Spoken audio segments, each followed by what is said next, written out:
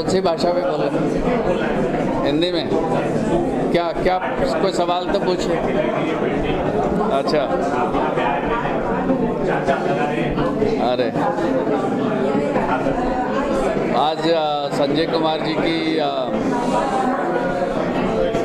Specific art exhibition यहाँ और art में हो रही है। उनका आर्टवर्क, उनका जो शैली है काम की, वो इतनी डिटेल्ड है, इतनी आपको प्रेरित करती है उस विषय में खो जाने की। तो देख के बहुत अच्छा लगा। बहुत उम्दा काम संजय कुमार जी का हुआ है।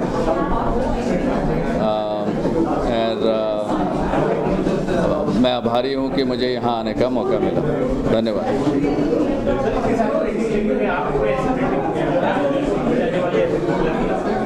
देखिए, पेंटिंग उनकी आर्टवर्क सारी अच्छी है, बहुत अच्छी है। और उसमें से कुछ जो हैं स्टैंड आउट करती हैं। स्पेसिफिक तो नाम तो मुझे याद नहीं है आर्टवर्क के, लेकिन कालचक्र एक आर्टवर्क है जो मुझे अच्छा लगा है।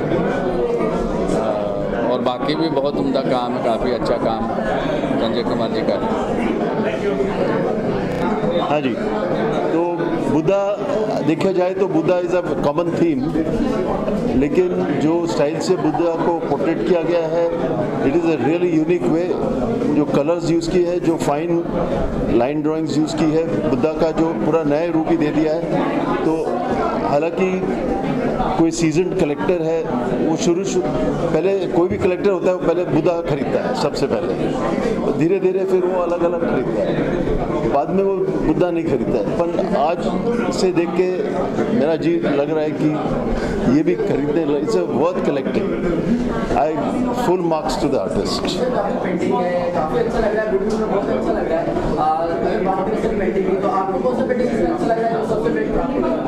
तो इसमें से ये जो पेंटिंग है, इनके जो टिपिकल स्टाइल है, जो लंबा नेक की जो कैरेक्टरिस्टिक स्टाइल है, ये वाला और ये वाला, तो ये जो कैरेक्टरिस्टिक स्टाइल है, ज़्यादा करके इंडिया में कलेक्टर्स वही पेंटिंग लेते हैं जो वो आर्टिस्ट का कैरेक्टरिस्टिक स्टाइल दिखाता है। तो ये मतलब जैसे कोई भी आर्टिस्ट हो, बी विठल है तो बी प्रभा है, तो उसमें वो लेडीज़ का दिखा दे तो वही लेगा, कोई हटके बनाएगी तो वो उतना नहीं बिकता है। तो पर as a beauty I think this painting is pretty good. Hindi बड़ा मशहूर पेंटर है, काफ़ी अच्छे पेंटिंग है। पेंटिंग में देखिए कि महाभारत का भी आपने कुछ सीन दिखाने की बताने की कोशिश की है, उसके बारे में जानना चाहिए। नहीं, एक्चुअली मिथक कथा जो हमारे जो बुद्ध में आप देख रहे हैं बैकग्राउंड में मिथक कथा से जुड़े हुए बहुत सारी चीज़ें हैं, उसी को रिलेट करते हुए मैंने कुछ अलग अलग समय पे कुछ अलग अलग प्रयोग भी किए हैं, जिसमें महाभारत, रामायण और बुद्ध से रिलेटेड कुछ चित्रों का चित्रण किया गया है उसमें। आपने आर्ट सॉरी आर्ट बस यही नहीं पता चल पाया मुझे। ओके सर, आपसे जानना जी जी जी संजय जी का एक बुक बनाना, मतलब बुक लिखने के लिए जो प्रयास रहा है, काफ़ी करीब 2 साल तक हमने डॉक्यूमेंटेशन का काम किया है उसमें।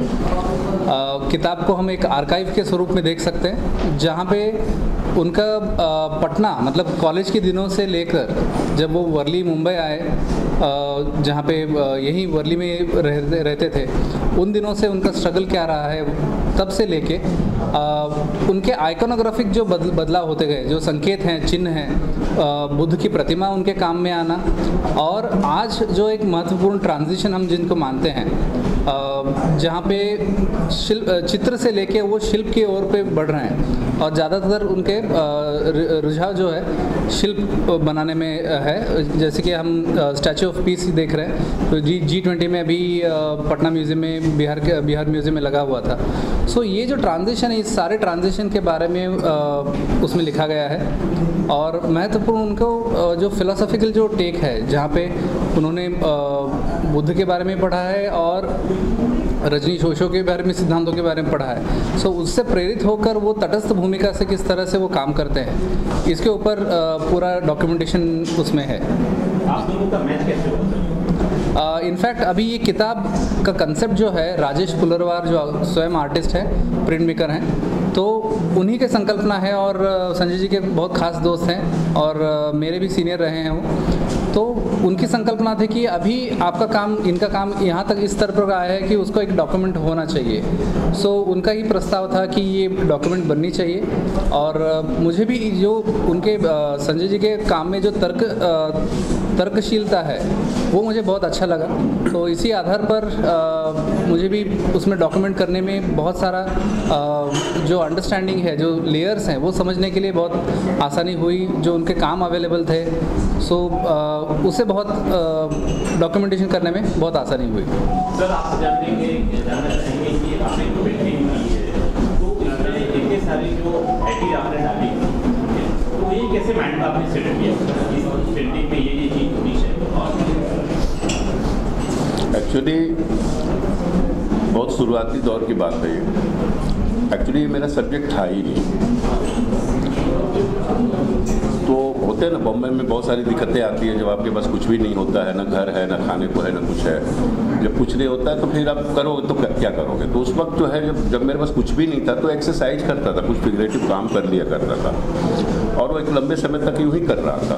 मैं शो के लिए नहीं कर रहा था, पर ऐसे में 2 पैसा वो वहाँ से मुझे मिलना शुरू हुआ। तो उन दिनों मैंने बुद्ध का एक बनाया था, बहुत पहले की बात है, 20 साल पुरानी बात है।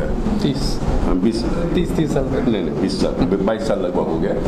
तो मैंने बुद्ध का बनाया, तो एक बुद्ध बिक गया तो मुझे पैसे आए। तो भाई पैसा किसी नहीं पसंद है जब बुरे दौर से अगर आप गुजर रहे हो। तो एक बिकने के बाद फिर एक ने बोला कि मुझे और एक बुद्ध चाहिए, तो मैंने एक और बुद्ध बनाया।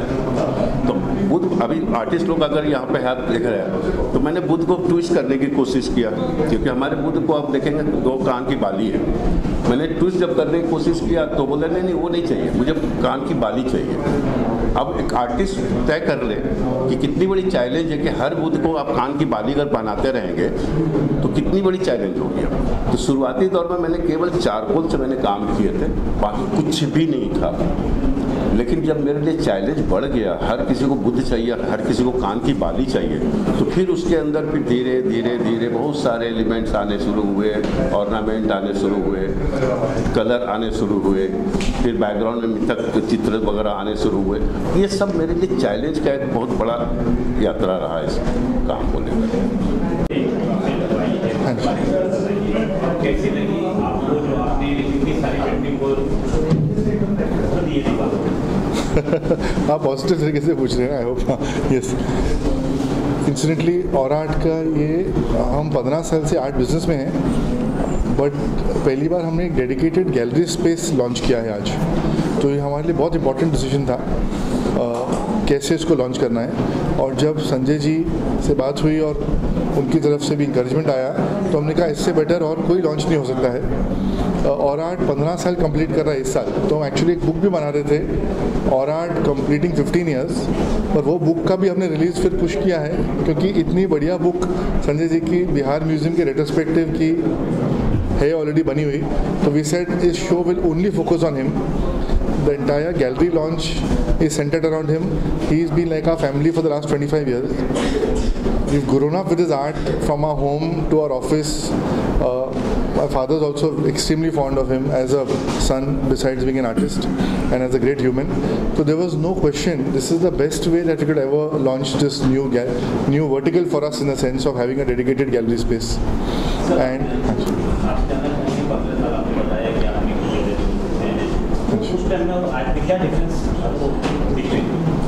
Yes, very interesting. So basically, अगर आप देखिए आर्ट मार्केट का एवोल्यूशन, तो 2001-2 से लेके 2008 तक there was a very strong momentum, a bull run in the art market, which was partly aided by the financial markets and real estate bull run. There was a global bull run of liquidity at that time. 2008 is when the markets peaked with the Lehman bust, and there was a sideways correction, so a correction in the art market and sideways for last 12-15 years. So वो period में क्या interesting था was art infrastructure बहुत sorely missing है India में. Gallery is one very important infrastructure जिसमें artist का काम दिखाने को मिलता है, लोगों को देखने को मिलता है. उसके अलावा आर्ट इंडस्ट्री को चलाने के लिए, ये भी एक इंडस्ट्री है, बहुत और चीज़ें चाहिए सपोर्टिंग इंफ्रास्ट्रक्चर. एक बहुत बड़ा इंफ्रास्ट्रक्चर है कि आर्ट जो ले रहा है कलेक्शन वो आर्ट से उब सकता है या उसका आर्ट का प्राइस बढ़ गया है और उसको चेंज करना है अपना कलेक्शन, तो रीसेल ऑफ आर्ट के लिए एक फ्रेमवर्क होना चाहिए, सेकेंडरी मार्केट जिसको बोलते हैं आर्ट में. तो 2001-2 में इंडिया में ऑक्शन हाउसेस चालू हुए, तो उस ग्रोथ में उसमें हेल्प हुई कि इंफ्रास्ट्रक्चर फेज़ 1 हमारे हिसाब से इंडिया का वो था जब सेकेंडरी मार्केट चालू हुई. अब फेज़ 2 आ रहा है इंफ्रास्ट्रक्चर का, जिसमें हम भी काफ़ी भागीदार हैं, जो कलेक्टर्स को मैनेज करने के लिए collections, what we are saying art infrastructure solution, ऐसा हमने वर्टिकली स्टार्ट किया है, जिसमें हम कलेक्टर्स को अपनी पूरी कलेक्शन को डॉक्यूमेंट करने के लिए, वैल्यू करने के लिए, रिस्टोर करने के लिए, कंजर्व करने के लिए, how do you plan to transfer that art wealth to the next generation, legal and tax structure, are you buying original art, fake art, how are you managing the intellectual property laws around it. We had Mr. Anand Desai come to inaugurate DSK Legal. We helped them launch an art law practice few years back. तो सारा हम infrastructure create कर रहे हैं जो collector की उसकी art wealth, जो उसकी धरोहर को मैनेज करने के लिए है. And I think that is a very important change. तो हमने अपना इसके लिए भी अपने स्पेस को ब्रेक किया है.